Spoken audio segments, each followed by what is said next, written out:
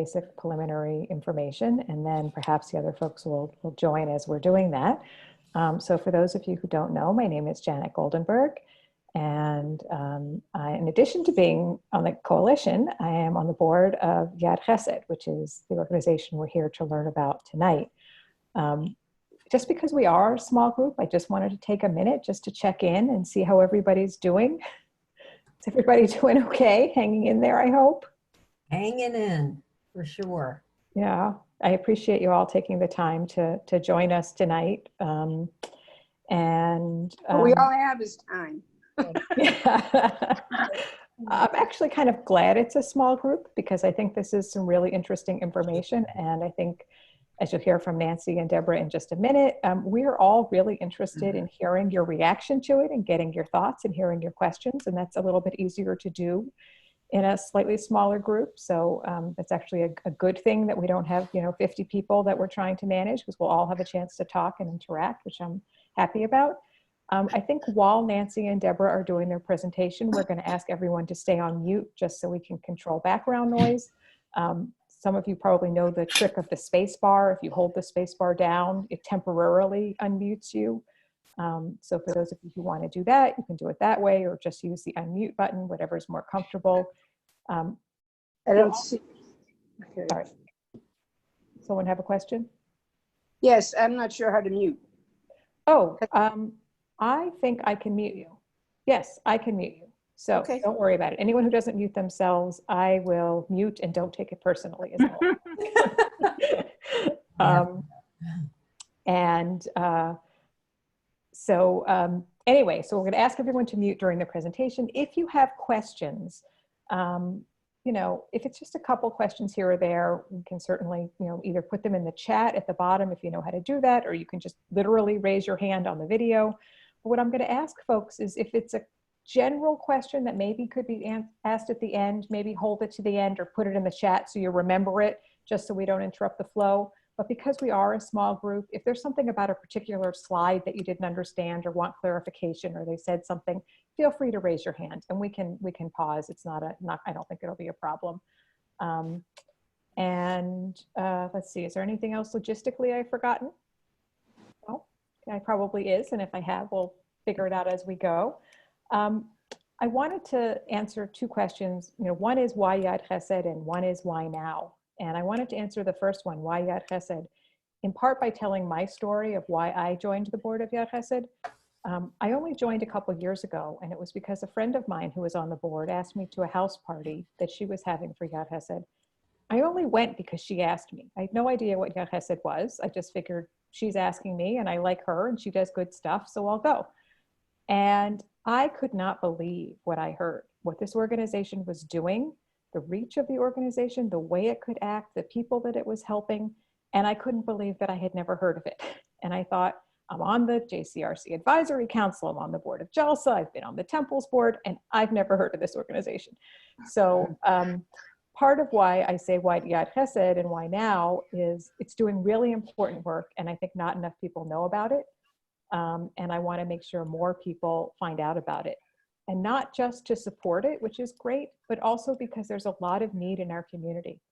And there's a lot of stigma around people seeking help, which is really unfortunate. And I think the more people that know that this organization exists, that it can be flexible, that it doesn't maybe have some of the restraints that some of other organizations have, that it can act quickly, and that it treats its clients with enormous dignity. I think it's important for us to know, and so that we can spread the word. I also think in the midst of all the bad news that we're getting, and maybe some of you are watching John Krasinski and his good news, which is really fun or not. But part of what Deborah and Nancy will share with us are just some kind of uplifting stories. And it's nice to hear in the midst of the bad news, to hear some good stories and to know what good work is going on. So thank you all for joining. And I think with that, I'm going to turn it over to Nancy and Deborah. Great. Thank you so much, Janet and Sandy and the whole TBE group. You seem like an amazing community. Just hearing your banter is uplifting in and of itself. So it's really nice to meet you virtually. I'm Nancy Kriegel. I have been at Yad Chassed for a total of, I think, 3.5 months now or so. It's been a very interesting time to start with this organization. I had been at CJP for 12 years until taking on this role. And sort of picking up where Janet left off, why Yad Chassed and why now? The why now we're about to get to. But the why Yad Chassed, for me, at sort of as somebody who cares very deeply about the Jewish community, having been involved at CJP and focusing on Jewish day school education for a number of years and on other aspects of our community, the opportunity to step into the role of direct service and really focusing on a segment of our Jewish community that that has no other place to turn very often but us, was incredibly compelling. And so at the end of December, I started my role. And in mid-March, everything went a little crazy. And so here we are now at the beginning of May, really looking, as Janet said, to ensure that people across our community know that we exist and what we do and how we do it. And obviously ongoing support is critical, but also ensuring that people who are struggling know that there is a helping hand out there for them that they can turn to. And so that's really the goal here tonight, for us to share with you a little bit about who we are, what we do, so that you will then be able to share with others what you learn. Before I start the presentation, I'm going to just turn it over to my colleague, Deborah Freed, to introduce herself so you know both of us as we start going through the presentation. So Deb, do you want to introduce yourself?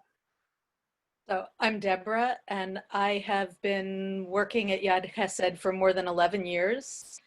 And for me, I could echo everything that Janet said and Nancy said. And Janet, I have to say, I remember that parlor meeting, and your excitement was infectious. And it was like giving back to us that you were that excited and committed and jumped right in. So thank you for that. Thank you, everybody, for being here. But mostly, I feel incredibly privileged to be in a position always in my work, but particularly now, to make a difference. I get to go into the office and talk to people and make a difference. And I feel very lucky to be able to do that. And we'll share some stories as we go on, but I'm going to turn it back to Nancy so she can start the presentation. Great. So just to let you know what we're about to do, we've got a couple of slides that we're going to be sharing that give you some details, and we'll go back and forth between some screen sharing of our slides and then back to our faces. And hopefully the technology will cooperate. So here we go. I am going to share with you a slide that starts us off. Can everybody see that? I'm assuming yes. Okay, so it's just going to start us off first, just to give you the landscape so that you see what does the social service landscape in Greater Boston and in our community look like. And I'm sure most people have heard of the Jewish Family and Children's Service and Jewish Family Service in Metro West. And then we have Jewish Big Brother, Big Sister, and Jewish Vocational Service, JVS. And you'll see we have Yad Chassed in the middle. And you know, I'm sure there are all different ways to look at this puzzle, but for our purposes tonight, we are going to be focusing on Yad Chassed, and the overlap here with these other two agencies is around people who are struggling at the poverty or several 100% above the poverty level. We'll get into that in a little bit, who need direct emergency financial assistance and food support. And so we overlap with these two other agencies who have a whole host of other programs and projects that they're involved with. And you'll see over here, these three agencies are part of the CJP Anti-Poverty Initiative. And you may have heard of that initiative before. And we're really pleased to partner with CJP and with JFS and JFCS as direct service providers to people in our community who are struggling.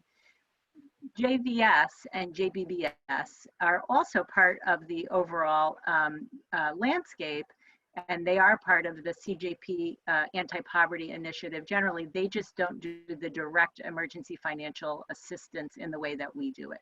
So that's sort of why they're identified down here. And just quickly to give you a sense of sort of what does our population look like. This goes back to the 2015 study. So I would imagine the numbers are probably not exactly as they were. If anything, there may be some a larger percentage of people who are going to self-define as on the margins.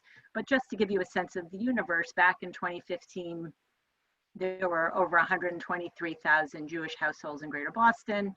Of them, 14% reported making $50,000 or less, and 12% self-defined as on the margins. So it just sort of gives you a sense of sort of, what does our population look like? And then this is also an interesting statistic. 12,300 households are getting some form of government benefit, not Social Security. So that's a marker for people who are struggling and need assistance. I'm going to share my next slide if I can. Yeah, here we go. Okay, so now I'll sort of, that was the landscape, and now I'll talk to you a little bit about Yad Chassed and how we fit into that landscape. So, what makes Yad Chassed unique is, and I see here it says 111. It should say 123, but apologies for that. What makes Yad Chassed unique is that we are laser focused really on 3 aspects of help, and it makes it very simple to tell our story. So we help clients with supermarket gift cards, who are those clients who are facing food insecurity. We help them with emergency financial assistance, which means we pay bills for their essentials, and we help them with telecounseling. And I've been saying recently, we invented telecounseling on some level. Like that language, telemedicine, telecounseling, is all fairly recent given what's going on. But our social workers have always guided our clients over the phone.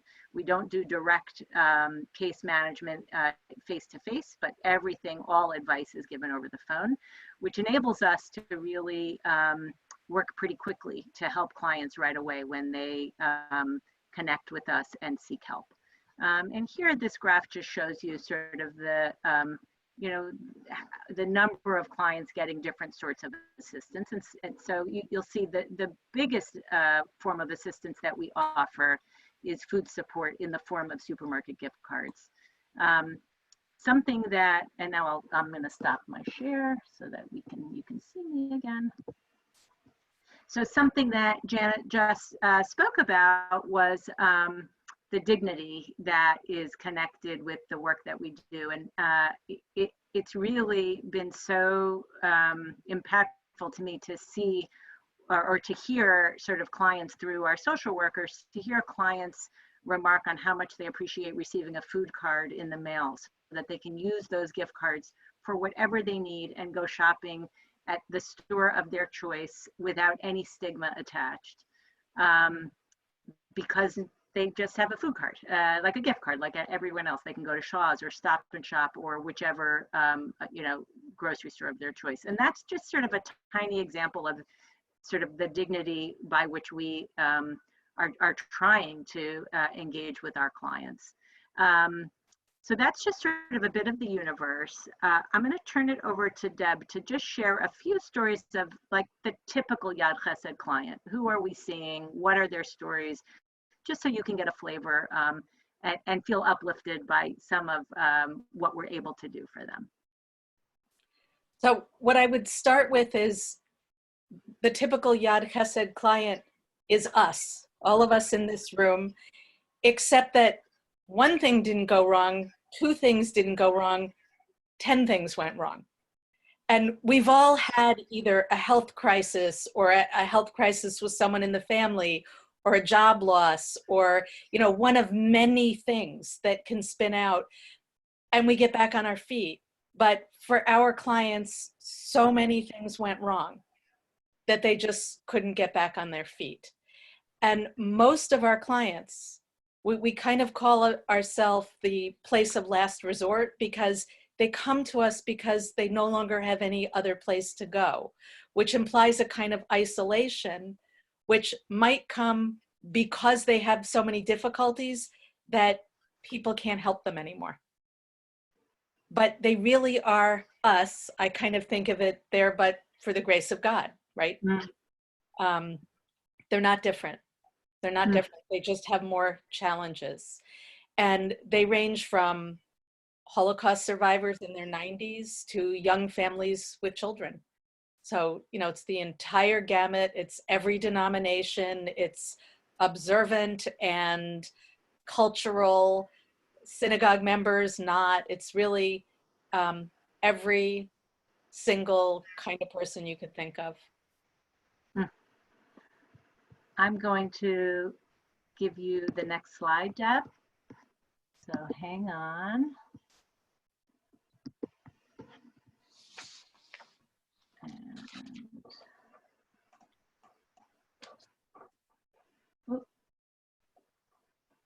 Okay, Deb. You were gonna give a little explanation about this slide and then the next one. Poverty guidelines. Yes, please. So we generally, all of the agencies in the Anti-Poverty Initiative help families that are within 300% of the poverty guidelines. This is set nationally every year. And as you can see, for one person, that's living on $38,280 a year. We go up to 400 or 500% because we're willing to help people who are closer to being middle class, because we really don't want people to struggle. Was there something else in particular, Nancy? Just our client annual income and sort of what that. Oh yeah, the average annual income for our clients is $13,535, which for one person is slightly over the poverty line. For two people, it's substantially under. And if you think about living on $1,000 a month for all of your expenses, it's pretty difficult in this area. So, and then just to share with you, and Deb, you can maybe talk a little bit about this, but just sort of the range of direct emergency support that we're giving to give you a feel for the kinds of needs that people had. We thought this slide was instructive. So you'll see, you know, the largest, and by the way, this is in addition to the food support that we're giving. Food support is the most that we give, but then you'll see that people's needs really are in the rent and housing area, medical and dental, utilities and transportation. Those are sort of the big ones. Deborah, do you want to talk a little bit about bankruptcy for a moment, just to share that? I was going to say that. What our mission is to help people become sustainable. So it's to help them with dignity and help them become sustainable. So if sustainable means helping move them towards subsidized housing or helping them get SNAP, which is food stamps, we'll do that. But for a certain segment of people, their debt load is so high that we work with an agency that's outside of the Jewish network. It's an agency that works with people on credit counseling, and we work with a particular lawyer who Yad Chassed will pay to help people complete a bankruptcy. And what's very interesting is the courts were all closed, and we had about 5 bankruptcies pending. The courts just opened in the past 2 weeks. They're doing it all by Zoom and phone, so that they were actually able to complete bankruptcies, which takes a huge debt load off of people and enables them to then become sustainable. And what we've been seeing, even really since I started just a couple of months ago, is an increase in this need. And it's led us to sort of wonder about the Yad Chassed clientele and what people are being challenged by even before the current crisis, which we'll get into some of those details about what we're thinking about with respect to the current crisis. But even before then, we were sensing that there were increasing needs that more of a middle income family might experience that were sort of evolving. One of the things that Deborah told me when I first started was something that really stuck with me, and I've been sharing it with others. No one calls Yad Chassed if they have another option, if they have another place to go. If we get a phone call from someone, we have to be there for them. We have to figure out how to lend that helping hand, how to be the listener and offer immediate assistance and make them feel okay about asking for help. And that was just so powerful to me, and has stuck with me. And it's something that I didn't think about it that way. So many of us, most of us, have so many people that we can count on in our lives and have other resources available. And yet there is this part of our community that they don't have that. And so it's such a, it makes me feel so good about our community that Yad Chassed, along with a number of our other social service agencies, are available in this way to help people who are struggling. One interesting story that I wanted to share, sort of the example that Deborah gave about sort of the mission, really, sort of a little bit of help can really sometimes reorient a person's situation and lead them toward a more sustainable life experience. One client early on when I first started called one of the social workers at Yad Chassed social worker, and needed to have, had no money to pay for her licensure for, she's an acupuncturist. And she had gotten down to her savings and had no way to pay for the licensure. We were able to pay that bill directly to the board for acupuncturists, and she could then perform, do her job. And so without us, she was stuck. With us, with one payment, she was able to then go back to her day-to-day life and make, earn the living she needed to earn and do what she needed to do to live in a sustainable way. But without us, our ability to be there and make that payment for her, she would have been in a very different situation. And that's just sort of like a basic, simple story that illustrates what we're able to do for clients who call and ask for help. Now, there are other clients who are much more complicated, and it's not a one-time help that they need. They need more ongoing support. Deborah, do you want to tell a little story? Yeah. I have been working with a woman for about the past 10 years who's in her 70s, and she has Asperger's syndrome, which is a form of autism, and she's very concrete and black and white, and she's very difficult to talk to. She's very monotone, and she has no friends. Her parents are deceased, and she has a brother who doesn't speak to her. She does live in subsidized housing, and she does get food stamps, but she struggles a lot. And we send her food cards to supplement what she gets, and every single month she sends us drawings that she makes, usually pastels. They're either flowers or boats, because she grew up on the North Shore, and so she grew up near the ocean. She draws a lot of stormy seas, and it's sort of interesting because she's very black and white. She sends us stormy seas and flowers. But she has said many times, "You are saving my life." And I don't think we're actually saving her life, but what she's saying is we connect with her. She calls me every week. We talk very briefly. She leaves me a lot of voice messages, but it's a place she can go. Even not in times like this, she's a person who lives in complete isolation. She doesn't have connection with other human beings.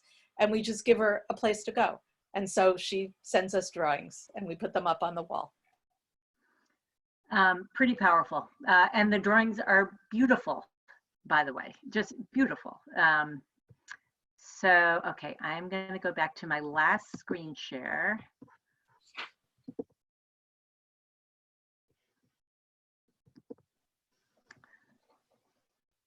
Okay. So just to give you a sense of, who are our clients. Most are either seniors or people who are single living alone. We have some families and we have some single parents. In here, there are also some single grandparents, so a grandparent who is taking care of a child. But this just gives you a sense of our demographic. One of the clients who calls regularly, who takes up a lot of our time and energy, and then there are other clients who, you know, we may hear from once a year. You know, what was very powerful was when the current pandemics began, and early in, you know, sort of mid-March, we were getting calls from clients who we haven't heard from in maybe 3 years. And when the social workers would start to walk through, what are your needs, how are you doing, how can we help, it became evident that they actually didn't need food support or emergency financial assistance. They just wanted to make sure Yad Chassed was going to be there. And that was one of those aha moments, that it's not always just about the dollars or paying the bill or sending the food card. It's about knowing that there's going to be somebody on the other end of the line who's going to take an interest, listen to you, and sort of help you work through your problems and just be there. So that was a very powerful thing that was happening with a number of clients who were calling in March and in April. Which really leads me to sort of where are we now, and what's in store. So just to give you a sense, we have had 52 new inquiries since March 13th, when the official shutdown began. Those 52, some are clients who have never been in touch with Yad Chassed before. Some are clients who had been inactive and because of the current situation felt the need to reach out again. Compared to last year at this time, last year we only had about 15 new inquiries. So significantly increased interest in getting support. We're noticing a younger demographic, people who are in their 30s, 40s, 50s who have lost jobs. This unemployment concern is, you know, leading us to see a new segment of the population perhaps needing help, but perhaps also experience a stigma for asking for help. And that's something that we're very concerned about and thinking a lot about. We have just decided that we're going to be really expanding our messaging and marketing in a very direct way.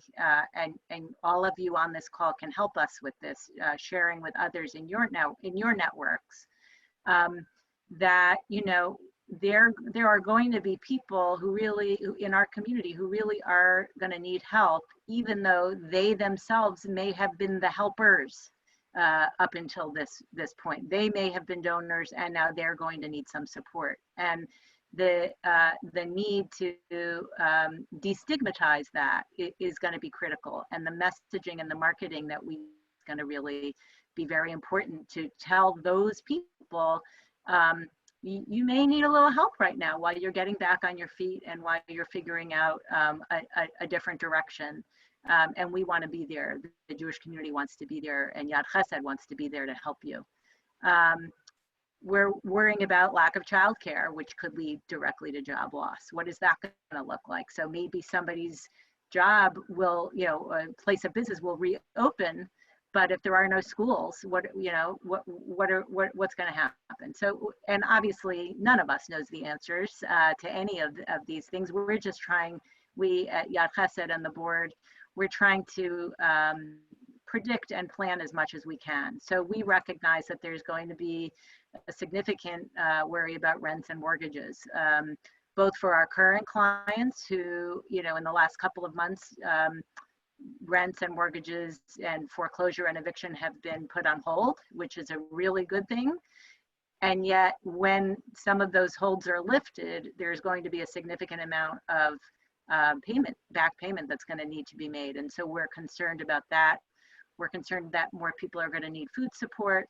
And we're also concerned that there's going to be an increase in mental health and emotional health concerns and issues relating to anxiety. So we're aware that these are going to be on the horizon. Yad Chassed I'm going to just go back to seeing you guys without the slide. Okay. Yad Chassed is under no illusion that it will be the solution. There's just no way. We are going as a community, we are going to have to continue to collaborate and do even more to collaborate and to think together across the fabric of the community. How can we best help people who are struggling? So on our end, because we are very nimble and flexible, as Janet initially shared sort of her view of the organization, I think that's really accurate. For a number of reasons, including the fact that we Yad Chassed do not accept any government grants or any other sorts of support that would restrict how we make our decisions and how we deploy funds. It enables us to, for example, say, we are going to help people who up until now may have been 800% above the poverty, the federal poverty guidelines. But now, because they have job loss, they have no income. And if they had worked hard to put away a little bit of retirement funds, our hope is that we can help them in the short run so that they can preserve those retirement funds to a degree.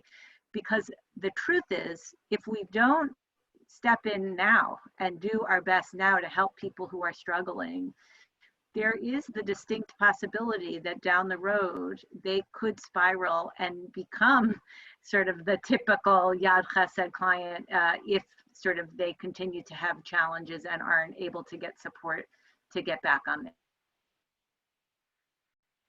Oh, I think Nancy froze. Nancy froze there for a minute. Yeah, Nancy. And that's so I think that, oh, Deborah was going to share then. Oh, am I frozen now? Am I back? I was going to say Deborah was going to share. Yeah. Say again? Yeah.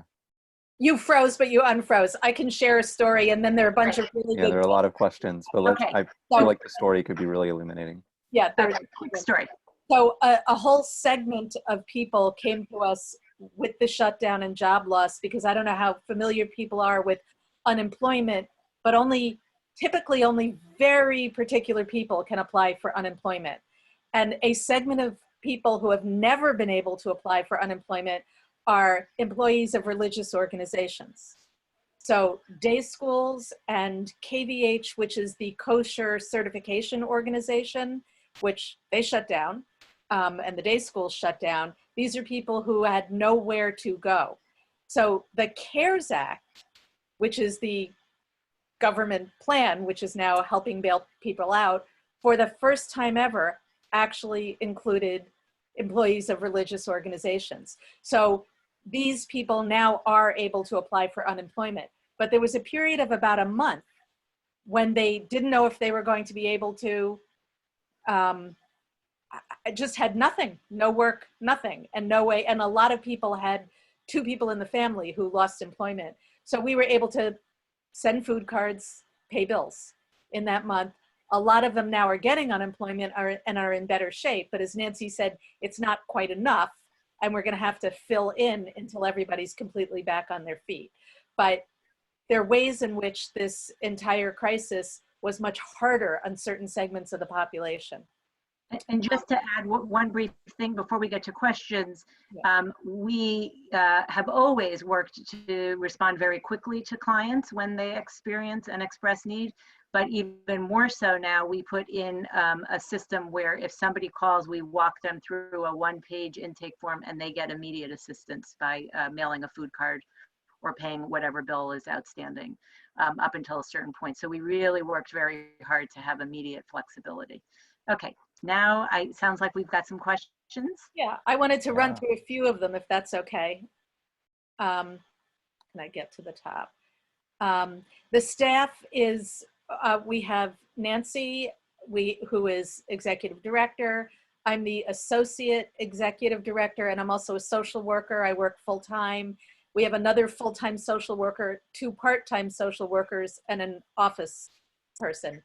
One of the part-time social workers speaks Russian because we have a lot of Russian clients. So really it's 2 full-time and 2 part-time social workers, 6 of us all together. 3 of whom are part-time, 3 of whom are full-time. And clients find out about us in every way you can imagine. Word of mouth, a friend, a parent, a child, a neighbor, another client, their rabbi, people like you who see someone struggling and say, oh, I just heard about this organization, and just give the phone number. Some people Google and find us. Also the CJP warm line we are connected through the warm line, and CJP has done an amazing job marketing the warm line. I would imagine you've seen reference to it here and there. It's a sort of one way in, that if somebody needs help, and then the person who picks up the warm line refers them to the appropriate agency. And so if it's somebody who needs immediate food assistance or emergency assistance, very often they will get referred to Yad Chassed directly. We work very closely with the partner agencies, and people can get assistance from more than one. But what we do is we have one agency be home agency, and we decide that based on the client's major needs, because the agencies have kind of different areas of greater expertise. And we work together.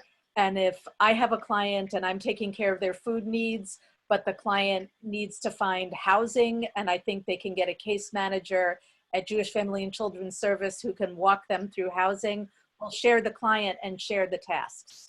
And if the client has a need that's huge and one agency can't handle it, we share the cost. We have shared the cost of several funerals in the past few weeks.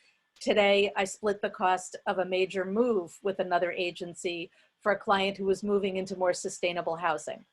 So we work together very closely. The social workers have great relationships and work to maximize what we can do for each person. So I'm just looking at some of the questions here. I might as well take one if that makes sense.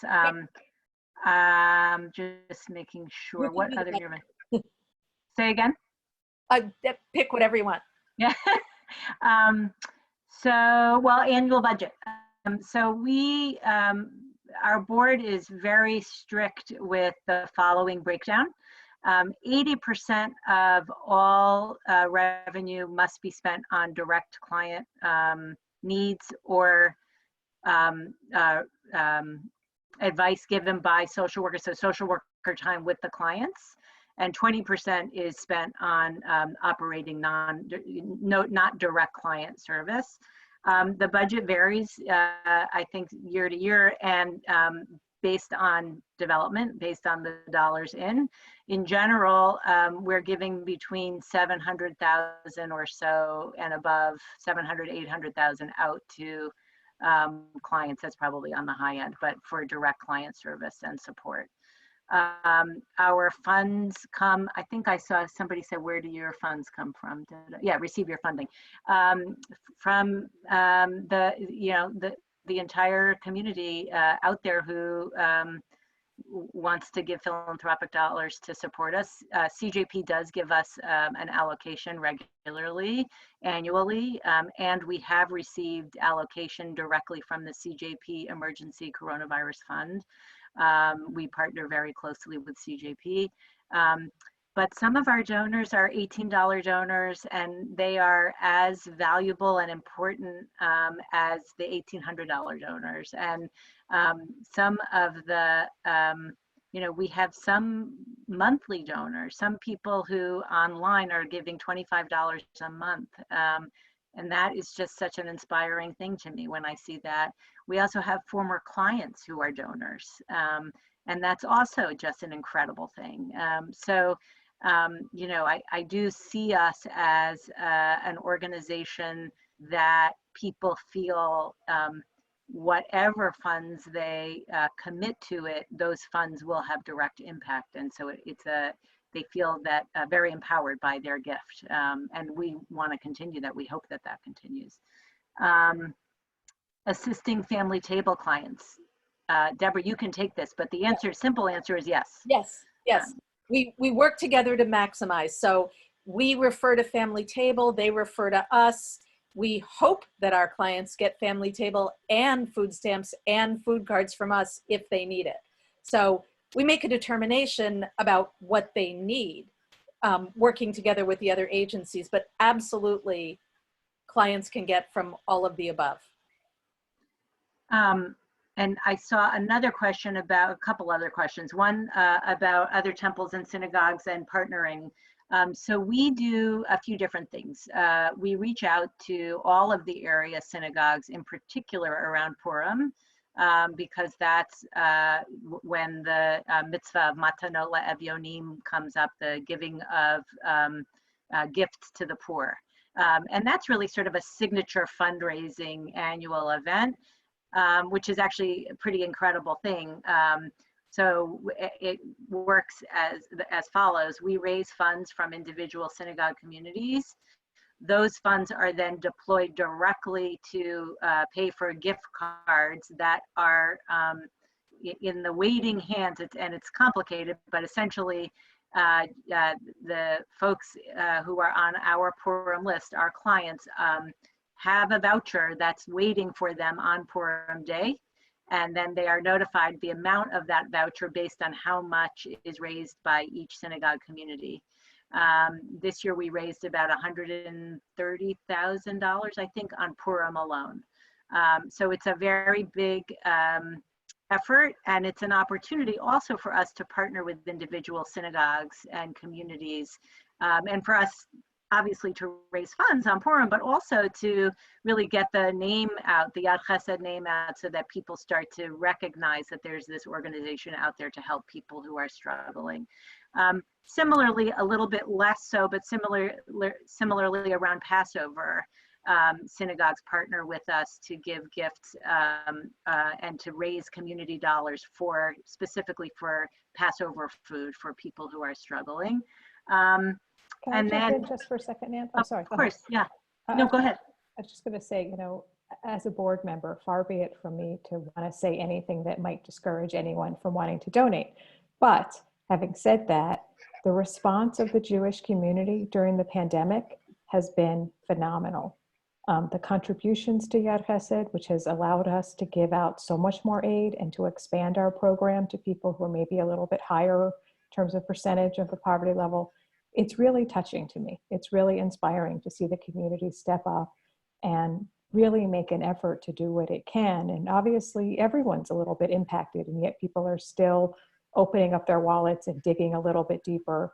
And so we have a lot of gratitude toward the community for what they're doing. I just wanted to share that. Thank you for saying that, Janet. It's so true. And for me, you know, new in this role, it's really an incredible thing to see the range of support from all denominations across our entire spectrum of the community without a lot of asking. You know, people sort of, if they know about us and what we're doing, they want to give, and that is really powerful. And Janet, I'm glad that you brought that up. The other, I was talking about the synagogues, and just, you know, they are our partners. In addition to the social service agencies, the synagogues really are our partners in helping us identify people who are struggling and who need support. And so a lot of, we communicate with rabbis and with other leaders in the community to see how we can continue to spread the word and make sure that people know that we are a place that they can turn to. Go ahead. I was going to go back to one of the other questions. Yes. Okay. If Yad Chassed is the last resort, usually after the client has no one left to ask, is the goal of Yad Chassed to have people reach out for help before they have no one left? Absolutely.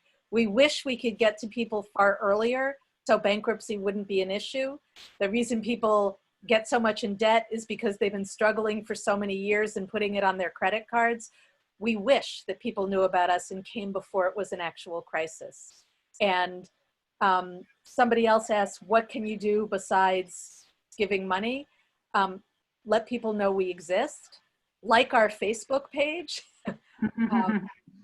Tell people who are in need to call us. And I will say when things get hopefully back to a new normal and we can be face to face, there are always other sorts of support, like volunteer work in the office that we can always use help with. And we have some amazing tried and true regular volunteers who come in and help with envelopes and mailings and all those sorts of things. And we're always looking for people to help with some of those kinds of tasks because, as Deborah explained, we're a pretty lean organization. We don't have a whole lot of extra sets of hands, and we certainly rely on some volunteers to help with some of those sorts of tasks. Different from the other agencies, we don't have sort of direct client volunteer opportunities, and so that that is sometimes hard for people who really want to have that kind of hands-on help, because as I shared, all of what we do is over the phone and by mail. So the volunteer aspect of what we do would be more around helping us make sure our operations are running smoothly, and there's always opportunity there for people to help us with that as well. I did notice another part of a question about whether in the Venn diagram clients could be sort of double dipping, let's say, or sort of collecting help from all the different agencies. When it works well, and it generally does work well, the goal is to maximize the resources and help that are available across the community. And the way it works well is by our social workers collaborating directly with the social workers at the other agencies. It's actually pretty incredible to hear how the care that our social workers at our agency take with the other agencies to really figure out what's best for clients. We have, with CJP's sort of overseeing or arranging, we've really developed a system where a client generally has a home agency if they come in through the warm line, and that home agency is really the lead on how decisions are made and how resources are deployed. If that home agency, let's say, doesn't have funds available to pay for a client's dental work, and very often the other agencies have more limits on how they deploy emergency financial aid, they will often call us to support that client with that kind of an expense. And so that way the client is benefiting from all of the different resources and what's available across the community. And it's really the social workers that are helping that client to navigate through the system so that that person is getting what he or she needs. And I want to mention, I think one of the things that Yad Chassed is always looking for is dentists who are willing to do work at a reduced rate, or even better yet, for free for some of the clients. So that's something, if you know of someone. I don't know, is that also true with therapists looking for folks who will provide mental health counseling for reduced rates? So if you know people who might be willing to donate some of their time, that's also something we can always use. Yes, thank you for saying that. I'll add one more new one that we're recognizing we may need some support in is financial counseling and financial sort of higher level assessment of more complex financial systems for people who may be coming our way now and might need some support and some guidance. So that is just sort of another area that if you know of any financial advisors who would want to give up some of their time, we may, that might be a really helpful connection that we could make. I see a question here in the chat about like your catchment area, where do you serve? And then I guess a second question that I would ask to that is, what happens when someone reaches out to you and they're not within your catchment area? Good question. So we're pretty broad, actually. We have a client in Maine. We have a couple clients, I think, in Rhode Island, and one or two in New Hampshire. The majority of our clients are in the greater Boston area, although we have some in Western Mass and other parts of Massachusetts. The whole state. We'll cover the whole state. Yeah. Wait. Oh, sorry. Go ahead. What were you going to say, Deb? Go. We do get calls outside of our catchment area, like New York or California, because people Google us. And so we just look up resources and give them resources. We look up Jewish family services near where they are. I know what I was going to say. Just to share also, if they're not part of the catchment area or if they're not Jewish, right? So the majority, our clients are Jewish. That's our mission, to help the Jews who are struggling within the Jewish community. And yet our board has also voted to ensure that we can offer support to non-Jews who call, up to 5% or so of our, Deb, correct me. 5% of the assistance we give out. The assistance we give out, thank you. Up to.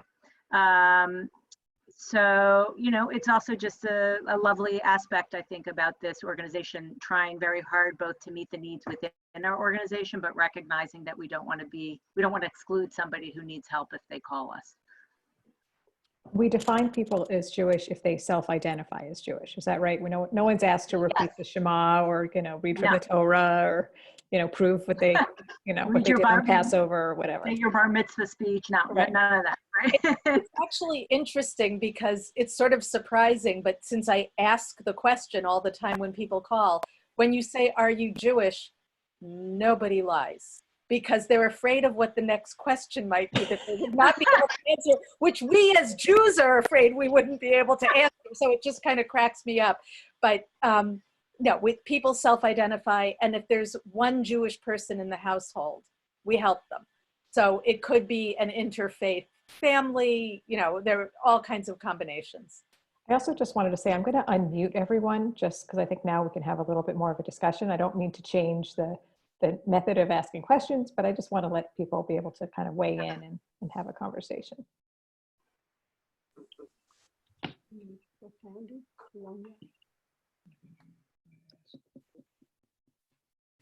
Hi, Bonnie. How long has Yad Chassed been doing its work? We know how long Deborah's worked there, but when did you start to serve? Yeah. Robert Hausman started Yad Chassed in 1989, and he did it as a volunteer. He's still, he's founder emeritus, so he's a non-voting member of the board. He's still very involved. And I was the first professional hire when it started to kind of grow beyond where he thought he could handle, but also where Robert is kind of a natural born social worker, but he doesn't actually have clinical skills. And we realized that a lot of people really needed help from someone who had some clinical skills to assess what was going on. And so 31 years. Wow. I was on a synagogue council trip with Bob Hausman 31 years ago. We sat on the bus together and he told me his vision. And I worked with him for many years because I was the coordinator of Family Table at JFNCS. So I've known him for many years. I've supported, you know, him. And he really was a pretty amazing guy. This was just an idea he had from the deepest part of his soul. And he's pretty special. Yeah, it's an inspiration, truly. One thing that I wanted to share, oh, sorry, Sandy, go ahead. No, go, you do it and then I'll say. When Nancy first told me that people we hadn't heard from for 3 years were calling, I thought that was terrific. And it's nice that they wanted to check in and that was that important to them. But it also, in my mind, showed a little bit that the mission was working, that these were people that Yad Chassed had helped get back on their feet, had helped put in a place where it was sustainable. And it took a pandemic for them to need to be calling again. And that's really Yad Chassed's goal, is to help people get self-sufficient, get back on their feet. You know, sometimes it's a divorce, sometimes it's a medical issue, but people hit a bump in the road. And if they're not given that little bit of a helping hand, it can lead to a really dangerous spiral. And some of the other agencies, because they get federal funding, don't have the flexibility to act in the same way or to act as quickly, which is not to say their work isn't incredibly important. It's just important in a different way. This is a place that can be really flexible and really quick and jump in that moment and stop that spiral. So that was just really encouraging to me to hear these people who are coming back for 3 years later for a different reason. Yes, absolutely. Sandy, sorry. That's fine. I belong to Bethel and Sudbury, and I'm also, I guess, through Bonnie, an honorary member of TBE. So Well, thank you. I bi-congregational. But at Bethel, we have a Chevra collective, and I'm not part of it, but people donate a certain percentage of their income. It's all anonymous, etc. And they have a big discussion about where to distribute money. And almost a number of years I know of, I've heard of, Yad Chassed is always one of the places that they feel they really want to give money. Yes. Is it Laurel Kessler? Yes. Yes, she's amazing. Yep. Again, this year, I think they considered us. I don't know where things stood there, but I had a nice conversation with them, and we so appreciate that every year, truly. Wow, that's great. I didn't know about that. Yes. Nice idea. Don? Just some clarification. If you have someone in need and they call one of the Jewish agencies, whether they start with CJP or Family Services, and they're not satisfied with the results, can they call you directly, or is that still a coordinated effort amongst all the agencies? Good question. And a lot of people are not satisfied with the results because everybody wants their problem solved, and we can't solve every problem. But yes, we have a no wrong door policy. You can call whoever you want, but we will talk it through with the person and ask for permission to speak to the other agency, because we'd like to know what didn't work, what went wrong, or was there maybe a mental health issue that kept them from working with another social worker, because we don't want to kind of reinvent the wheel if somebody tried something that didn't work. But we do occasionally have clients who say, I don't want to work with them. And that's okay. It's really up to the client. Basically what I mean, we have a particular single mom who's struggling, and she was just not satisfied with what she was able to get. She got she has two children and herself, and she's a single struggling mom, and she got a $50 grocery card, and that was it. Mhm. And there was nothing else that she was able to obtain. So I just wondered if there's somewhere else she could go to plead her case, to talk to a social worker or what have you. Yeah, she could absolutely call us. We can give you our intake line. She can absolutely call us. But I will just tell you that without knowing any details, I can't promise you we'll do something different, but I can promise you that we will do our best. Because as I said, some people go away happy if you just talk to them nicely, and some people will never go away happy. So, but we will always try. Just to share. Oh, go ahead. Well, I was saying we know that. Yeah. That is true. Yeah. I was going to share, and I don't know that we really sort of laid this out, and I think it's an interesting and important thing to recognize that our social workers, sort of the three prongs of what we do, the first two I focused on, right, which was offering food support in the form of gift cards and offering emergency financial assistance. I didn't really touch as much on the advice and the guidance that our social workers are giving over the phone about resources and referrals, and also some difficult conversations around budget counseling. And around accessing government assistance and other resources. So if we have a client who should be accessing government resources in the form of food support or other supports, and for whatever reason is resistant, we are less likely to be sending out gift cards and giving emergency financial assistance. And it's uncomfortable on some level. You want to just help people, and yet several things. We live in a world of limited philanthropic resources, and we know that there is government support available that clients really should be accessing. So a lot of, I'm not suggesting that the story that you told, that's the issue, but in general, clients, it's the third leg of the stool sometimes that is the hardest part for them, but it's actually in some ways the most important part to getting them toward a sustainable setting. And so I'm not sure we really touched on that.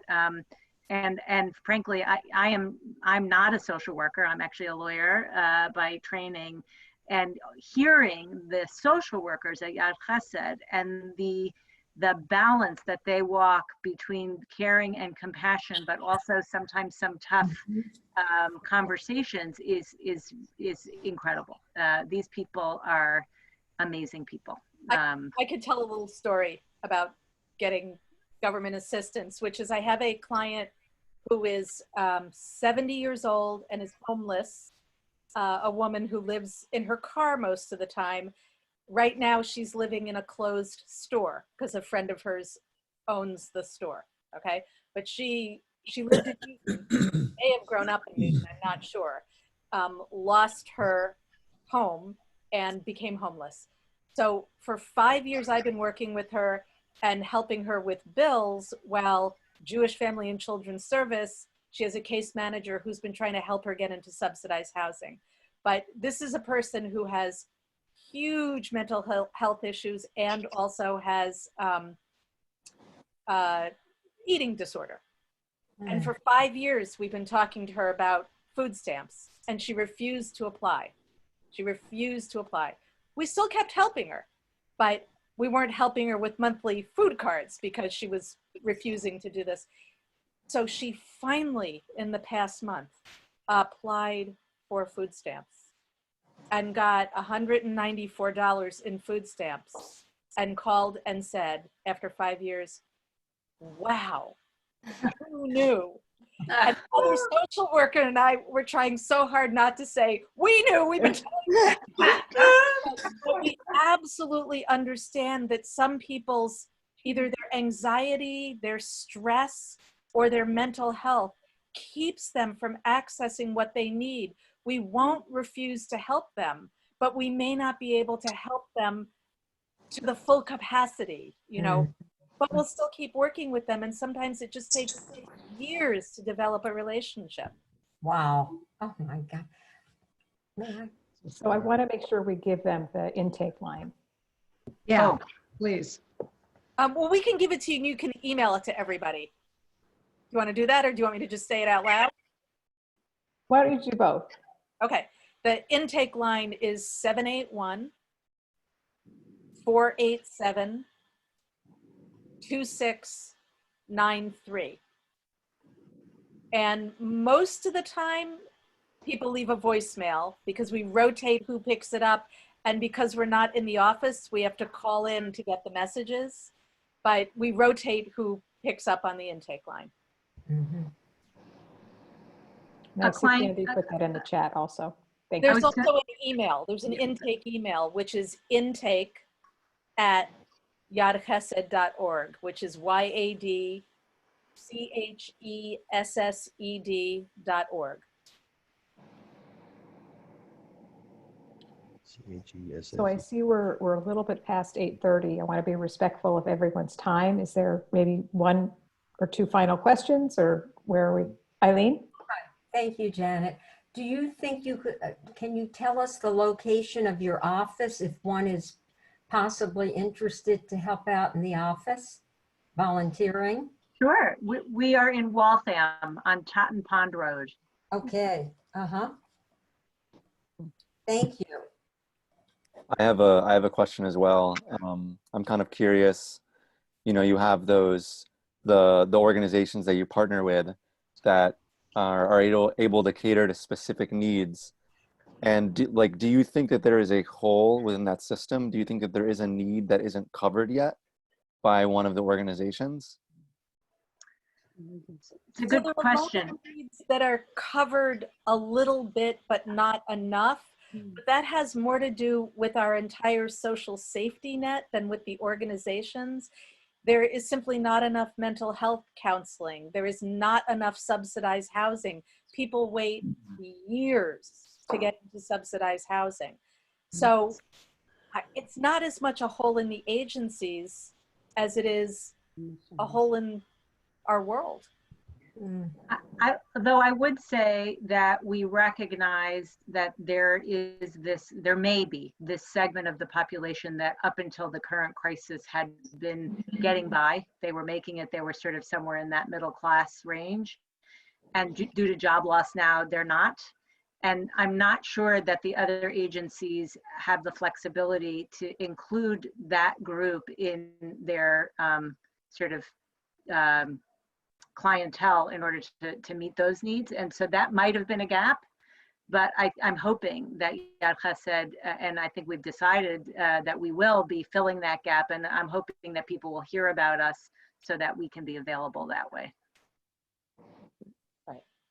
A year ago, if somebody called us and they couldn't afford their house, we might have, after developing a relationship, talked to them about maybe they couldn't afford their house, you know, and that maybe it was time to think about selling the house.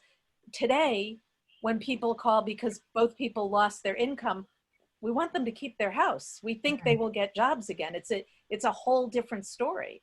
So we're trying to bridge them so they don't lose their house. That is a joy. Yeah. I just want to thank Janet so much for giving us the opportunity to come to know your work better. Oh. And what a blessing to hear the stories of what you're able to do at this incredibly challenging time. And you are right, as we listened, our hearts grew in appreciation and gratitude. Thank you so much. Absolutely. Thank you all for your interest and for your time and just your caring. I mean, just seeing your faces, listening to us is inspiring and makes us sort of motivated to continue to do what we're doing, and truly feel fortunate to live in this wonderful community. Truly, we are all very blessed. We live in a caring community that places a premium on giving to people who need help, and that, you know, what else could you ask for? What other place would you want to live? So much appreciated. Just one last question. Our social action committee at the temple was requesting funds because they do help support the various agencies. Is Yad Chassed one of those? Yes. Yes, we support Yad Chassed during the high holiday period, and also during Purim, as Nancy said. And we just made I was wondering if it was one of the better years for us this Purim, given the change from the collection of the cards to the checks. But it was a good year. It was a good year. And then we are also in the next week or so, Sandy, I think we are supporting our partners like Yad Chassed, that, believe it or not, there's almost 24 of them that we will be making check requests to send out to our partner organizations. We're trying to just get all the paperwork into the office and make out some nice size allocation across the board. So thank you for your support if you have supported the fund in the past. And I just also want to add my thanks to all of you for joining tonight. And when Nancy reached out to me and said, I'm thinking about doing this, do you think TBE would be willing to host it and you'd like to get some feedback? I think it was within maybe 5 hours that I had emailed to Sandy and Julie and Rabbi Rachel and got an absolute yes, let's make this happen. And they couldn't have been more helpful in getting all the logistics and getting everything together. And so I think we should all feel really good about our community and about our Tikkun Olam leaders.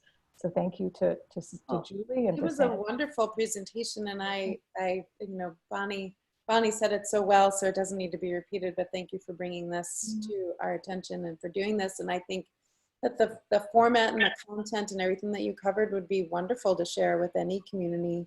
Thank you for in a nice intimate setting. I think Zoom kind of just provides this opportunity for you, and you can share this information, especially we're all feeling it in some way. So the way Deborah had said, there are people who experience 1, 2, 3, 4, financial emergencies, but if you have 10 at the same time, I mean, my God, I think everyone has experienced, several, surprise Yeah. surprise moments in the last couple weeks, and I know we've had our share, and I always think about that. I always think about, like, what is the tipping point? Like, where is that edge of comfort that you just can't, make it all work anymore? So I hope you will all be our ambassadors now and spread the word. Be in touch with any follow-up questions or any thoughts that you have. Really, we want to hear them. And I, for one, look forward to meeting all of you in person sometime very soon so that we can continue the conversation. But really appreciate all of your time. Thank you. Thank you all. Thank you. Thank you. Everybody. Thank you, Cheryl. Thank you. Thanks, Take Cheryl. care. You guys. Bye-bye. Bye, Julie. Bye, everyone. Good night, Bye. good night, Deborah. Thank you, Janet. Bye. Bye, everyone. Thank Bye. you. Right. Bye. That is a go.